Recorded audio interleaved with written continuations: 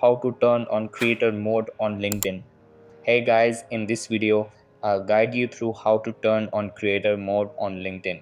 Alright, so let's begin. So, the first thing that you want to do is open up LinkedIn website on your laptop or PC. After that, sign into your account and you will be redirected to this page. Over here, you want to click on your profile name to redirect you to your profile. So from your profile page, you want to scroll down until you see this resources section.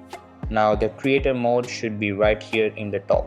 So if you can't see it, just click here on show all four resources and you should see it right here in the top. But unfortunately, the creator mode feature is already removed by LinkedIn. So as you can see right here, the change has been done in March 2024. So the creator mode on and off toggle is now removed from LinkedIn. But let's just wait. So maybe LinkedIn will bring this feature back. So just wait for a couple of months and see if LinkedIn will bring this back.